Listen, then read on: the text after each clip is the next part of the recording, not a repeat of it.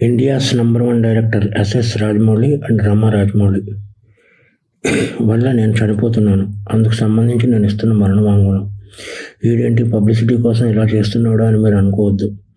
Publicity చేసుకునేవాడు ఎవడో చనిపోవాలని అనుకోడు. అందుకే మరణ వాంగ్మూలం ఇస్తున్నాను. నేను పనిచేసిన వాళ్ళలో ఎంఎం కీరవాణి, గుండం గంగరాజు గారు, Chandrashekhar Yeleti, Anu Raghavapudi, Mythri movies MO cherry, dream farmer Sudheer, ఇలా లిస్ట్ చెప్పుకుంటూ పోతే చాలా ఉంది. వీళ్ళందరికీ మా ఫ్రెండ్షిప్ గురించి తెలుసు. మేము ఎంత క్లోజ్ ఫ్రెండ్స్ ఏంటి అనేది అందరికీ తెలుసు. స్టోరీలోకి వస్తే మాది 1990 నుంచి ఫ్రెండ్స్. మాది 34 సంవత్సరాల ఫ్రెండ్షిప్.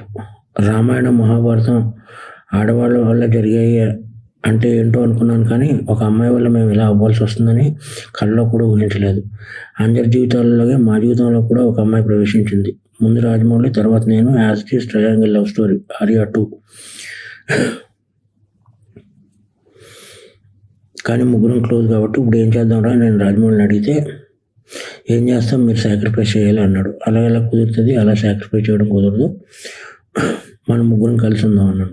అది దారుణంగా ఉంటుంది అన్నాడు. అప్పుడు నేను పెళ్లి చేసుకున్నాను, అప్పుడు నలుగురం కలిసి ఉందాం అన్నాడు. అది చాలా చండాలంగా ఉంటుంది, సమాజం ఒప్పుకోదు అన్నాడు.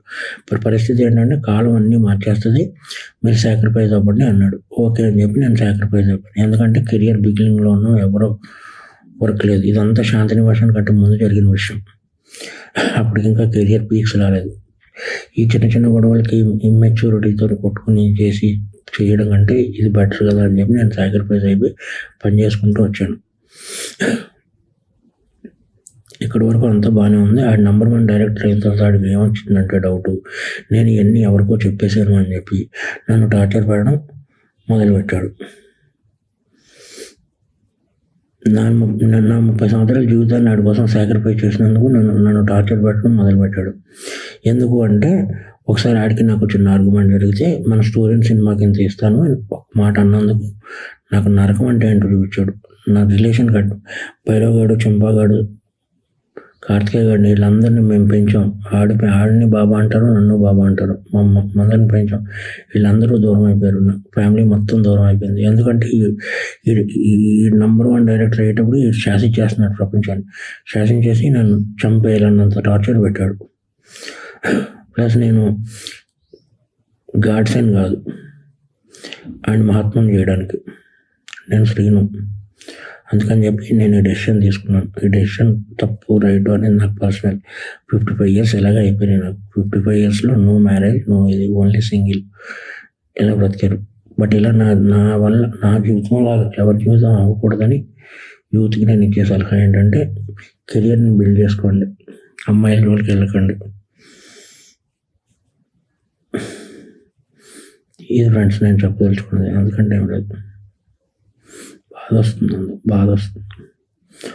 ఒక ఫ్రెండ్ వల్ల నా జీవితం ఇలా అయిందా?